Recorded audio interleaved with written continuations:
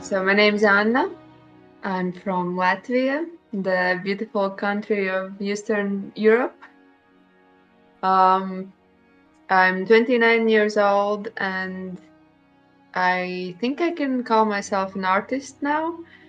There was a long time in my life where I didn't feel comfortable calling myself that. I felt like if I called myself an artist, I was being snobby. But I guess I'm snobby now because I am an artist.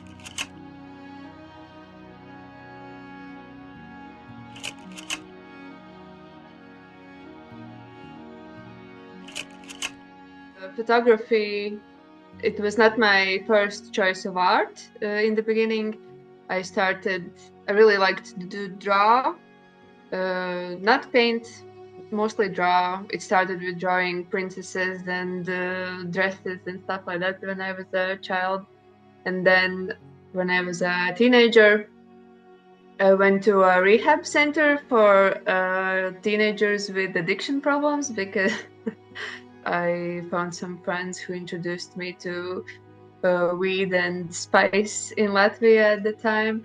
And I really found my interests in that for a while. And that's why I went to the rehab for a year and 3 months.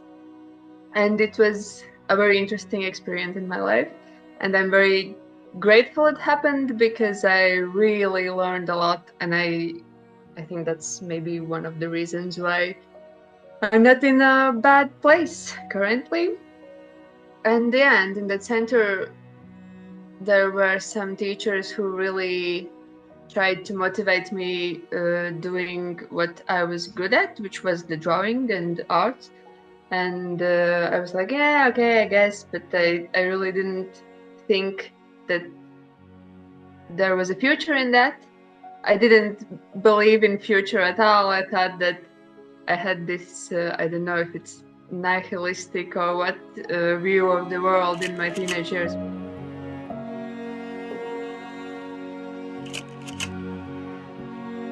Because of the motivation of the teachers in that place, I started to think about doing an arts high school.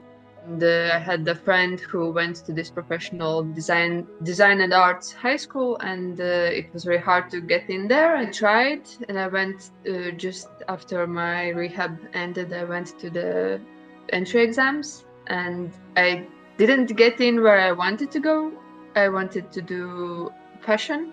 I wasn't that good at it, so they said, well, you can't get in the fashion department because everybody wants to do fashion, but you can do the next best thing, which was leather design.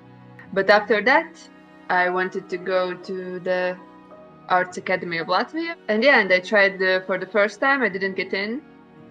And I was very bummed, and I went to a Latvian university for a couple of months. I really did not like that. And second year, and I tried again, and I was first, and I was very proud of myself. And I remember those two to three first months of Arts Academy, I was driving to school with like a big smile and just like, yeah, I've made it.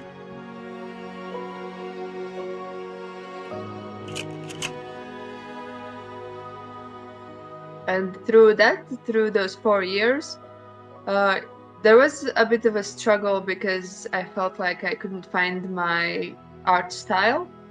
I felt like many of my classmates had already their styles found and I didn't. I was already kind of over it and over the struggling and a little bit depressed and all of that and skipping school a lot. But there was one teacher who kind of motivated me to do what I really like. And at that point, I had a boyfriend who was shooting film for fun. I sometimes took his camera, and I was a really bad photographer then. Hopefully not now, but then definitely. And I went through a lot of his film, and he was not happy about that because film is quite expensive. And he's like developing his film, and there's like these blurry shots of cats on the street, and he's like, well, okay, I'm gonna gift you your own camera so you can like do that. And so he bought me this cheap Practica, and we had a guy who had rolls and rolls and rolls of expired Kodak Gold from the Olympics. So it was very good because I could do a lot of cheap film while I was still learning.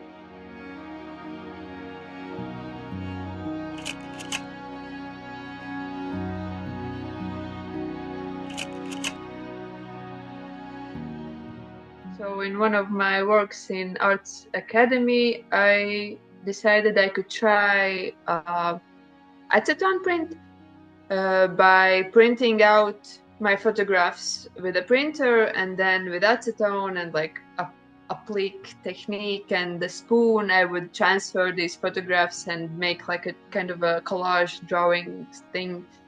And that really was the first moment in, I think, the last year of the studies that I felt this inspiration and really like, oh wow, I really liked doing this.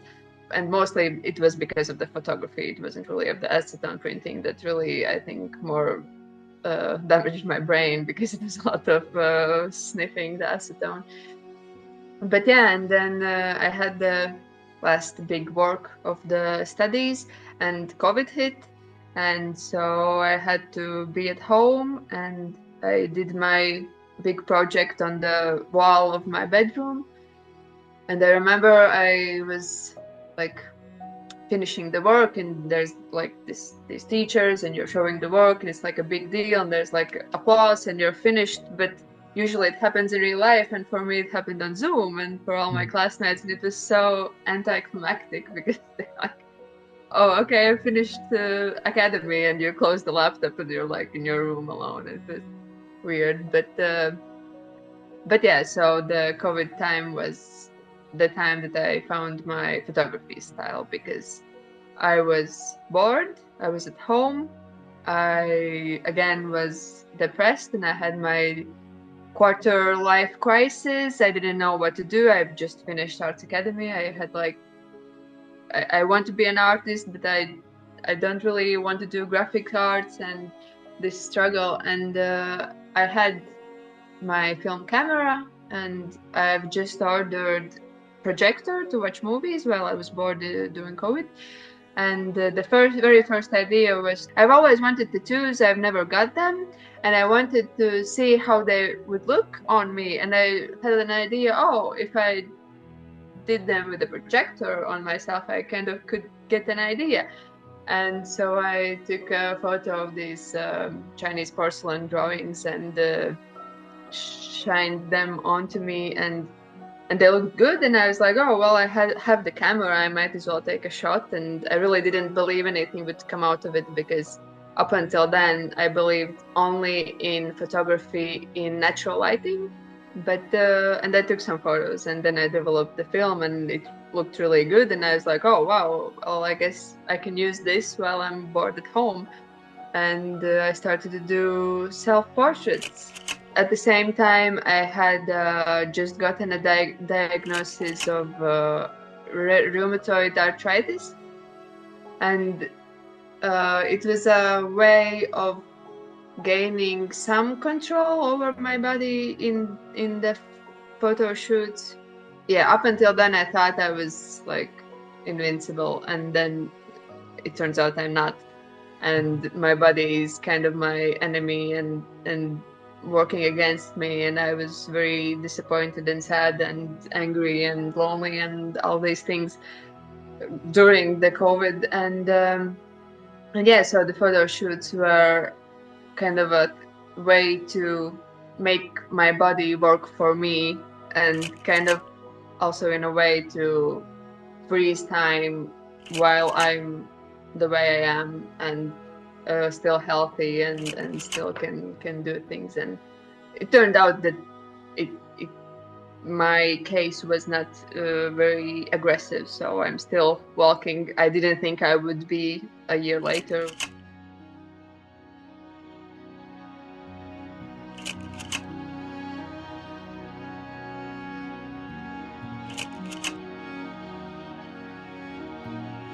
And then, so yeah, it started with these self-portraits, and I really I never had felt that kind of passion about something when I started these shoots, and I really didn't think to post them in the beginning. It really scared me to put something like that on the internet because, you know, I'm naked in those photos, and I have my family on Instagram and Facebook, and I didn't know how they would react. But yeah, I think I remember one of the first photos I posted, and I was just like, okay, post it, and just like, okay, phone away, and just like don't think about it.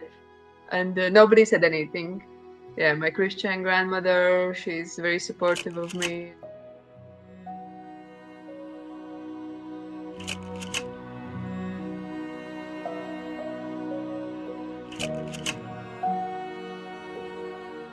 And yeah, and then I just kept at the self-portraits, and then COVID started to die down, and and I was posting these photos on Instagram, and some of my friends saw it and said that they liked it, and would I want to shoot them? And I was like, yeah, sure. And then I had these first experiences with shooting other people, which was very stressful, but also at the same time a lot more freeing in the sense of the art that came out of it, because I could see what I was doing.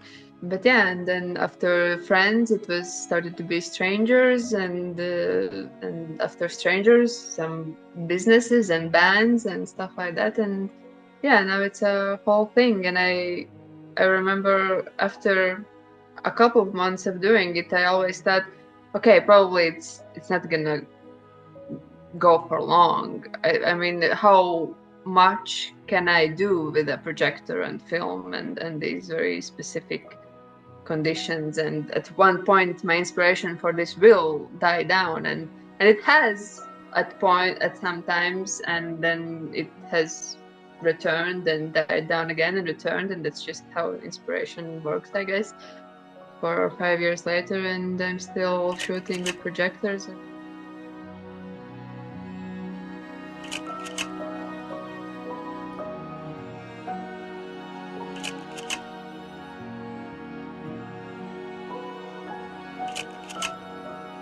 But I had one project last summer where I went to Pāvilosta, which is a beach city in Latvia, and lived there for a bit more than a month. And it was like an artist residency. And I had the task to do photo shoots with the local women. And it was very interesting, very intense, because I was used to do like one shoot a month, and I could have this time to prepare mentally and physically and all this. But then I had like 4 shoots in 1 week, and I was tired because I was also enjoying the beach city and my time with the people I've met there. But during these shoots, especially these nude shoots with the other women, we always make a connection even if we don't know each other before the shoot. And so it takes a lot emotionally to connect with the person. The conversations turned very personal about traumas and other experiences.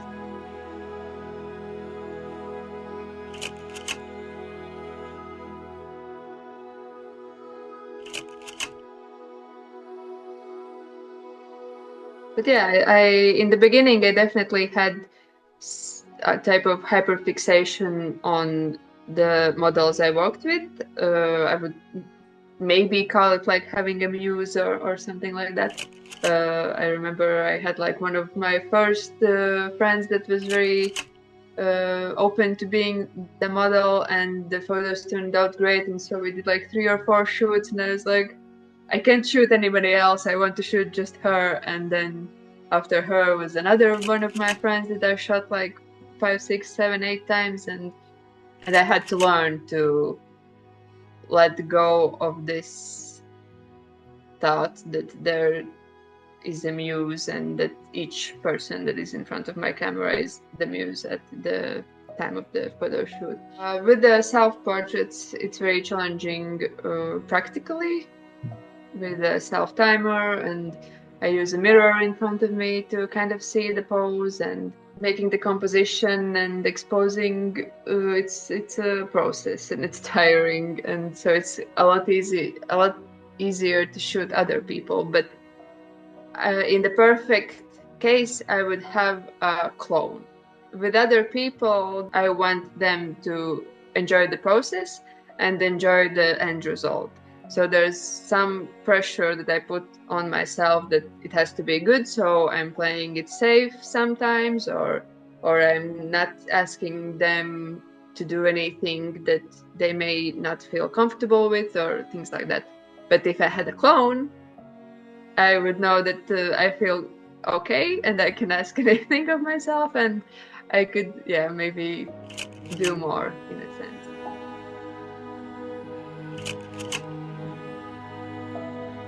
Yeah, other difficulties is just film. Film is difficult. It's I've learned a lot during these years, but other people and sometimes myself think that it would be easier on digital camera.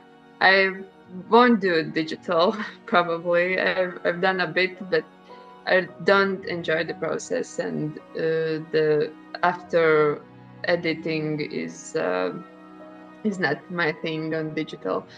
Yeah, mostly the obstacles now would be social media and the algorithms that don't really work in my favor. During COVID, it was way better situation, and before I started to post my works, the hashtags worked on Instagram, and censorship wasn't as strict. So it's very video focused now, and I should do videos, but I'm just like, when I'm doing these shoots, there is no time to stop and take a video. Almost never. It's. I'm very into this moment, and like not drinking, not taking bathroom breaks, and it's just like, okay, we're doing this shoot.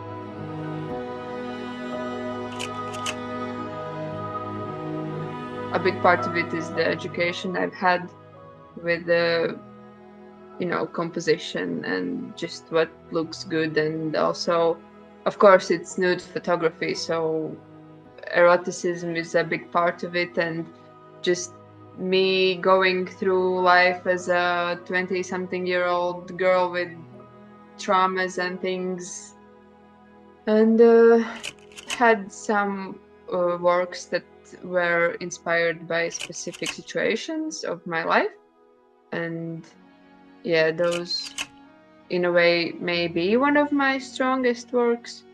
Usually I figure out what it was about later. I kind of have an idea when I'm doing it, and then after a while I'm like, oh yeah, because blah blah blah blah blah. So yeah, I had this photo of daisies that I projected on myself in the shape of a thigh-high socks, and it was a memory when I was, I think, maybe 18, and I took acid for the first time, and I was running around the city with my friend at the time, and it was night, and I got on a bus to go home, and we said goodbye, and I had these long thigh-high socks. That was my favorite piece of clothing at the time for a very long time, and I'm on this acid, and I just feel a man staring at me, and I felt like I was a sheep in a wolf's den or something like that, and I really felt uncomfortable, and up until then I never felt like that in that type of clothing. And so I think I felt like in that moment my kind of naivety died, and since then I never put on these long socks, and kind of my love for them were just extinguished. So with this photo of daisies on my legs, it was like the death of my naivety and innocence, and the death of my favorite clothing. And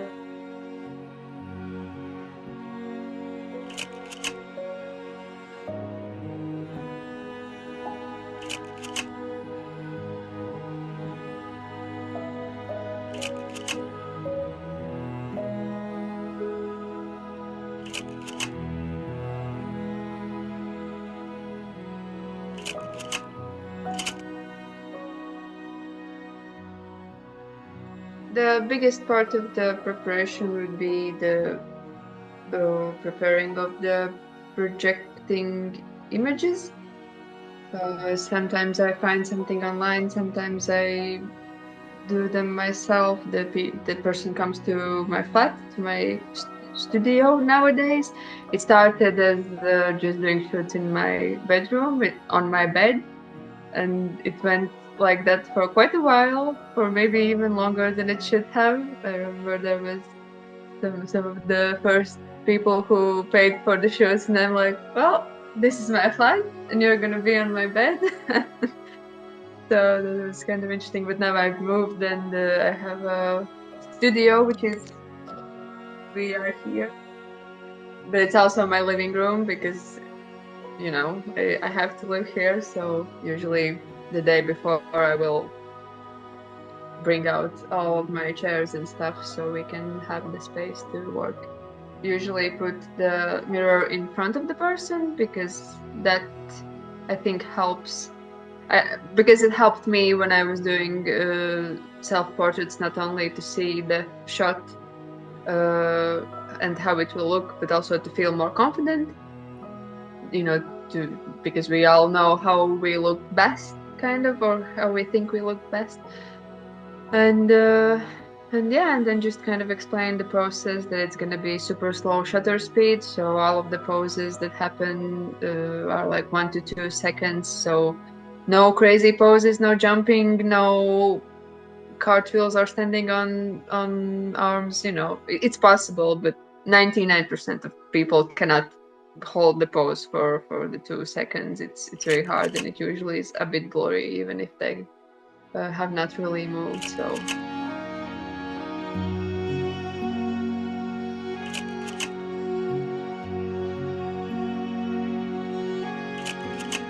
one roll of film is one shoot. We have a great film lab that they work very fast and good. And so I don't develop my own film, and I've never had interest in doing that because I'm not a technical person. And then there's the after editing, which is kind of a big part of the end result. And they really like these clean backgrounds and clean shapes and symmetry and stuff like that.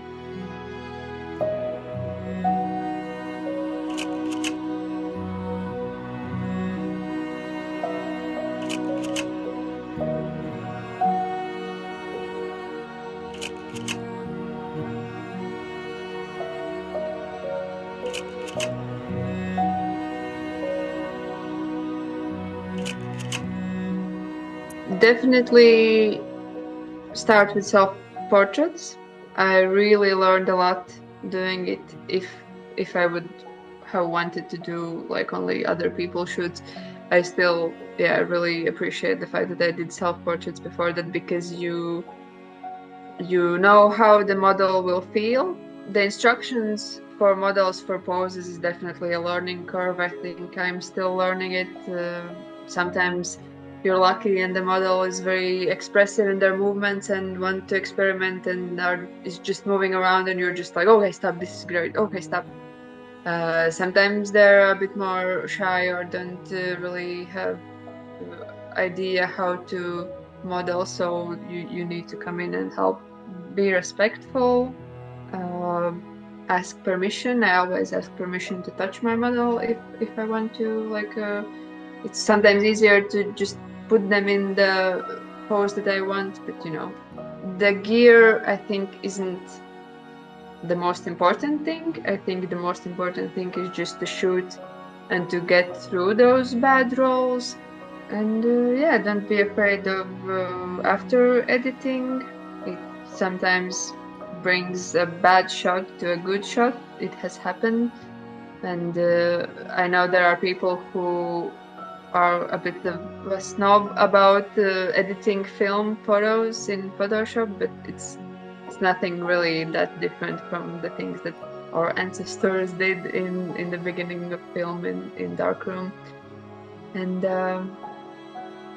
kind of look at other people's works and try to figure out what is it that you enjoy in those works, and definitely try to find your own style and what works for you. And maybe it's not a typical aesthetic photography. Maybe it's weird, or maybe some people will not think it works, but talking with people about the things that you want to do is important, and you never know. Maybe you talk with a person and they're like, oh, I've always wanted to model, or and then you have your first model, or they're like, oh, I've always wanted to have a shoot that I can print out or something like that.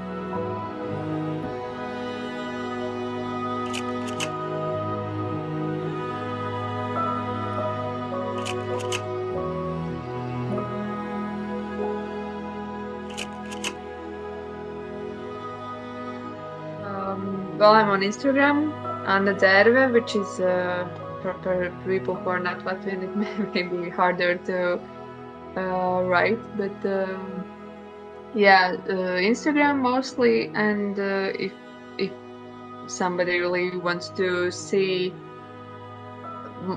practically all of my work, it's on Patreon, where I post almost everything that I do, a lot more than on Instagram, because Instagram is Instagram.